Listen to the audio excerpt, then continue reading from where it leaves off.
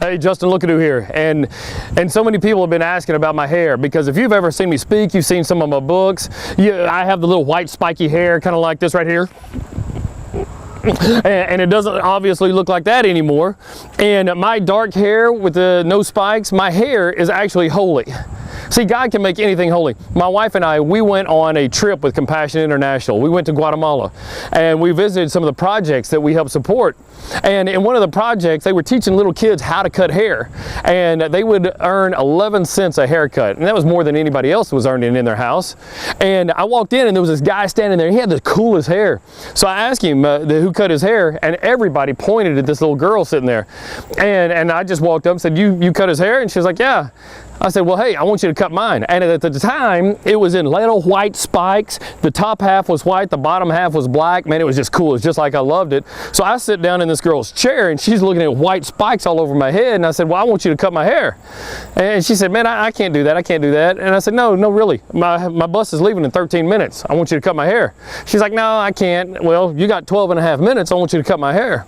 Finally, she was like, okay, fine, I'll do it. So she grabbed her scissors and she grabbed everything. She started cutting, and hair was flying everywhere. And as she was cutting, I started looking around. And as I looked around this open air room with these open windows and doors, I saw little faces start popping up everywhere.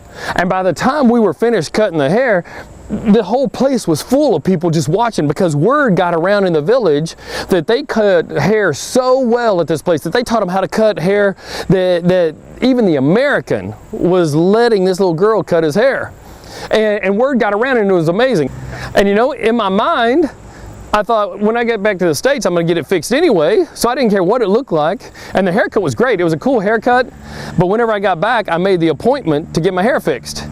And I'm sitting there, and I look in the mirror the very next morning, and as soon as I see the dark hair, I don't see the white spikes, it reminded me to pray for those little kids in Guatemala. It reminded me to pray for Compassion International. It reminded me to pray for them, and all of a sudden, every day, my hair became a reminder for me to pray for them.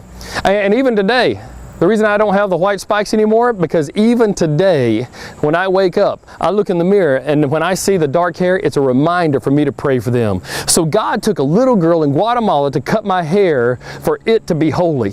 And now my dark hair, it's holy because it's a reminder for me to pray for them. See, God can take anything and make it holy.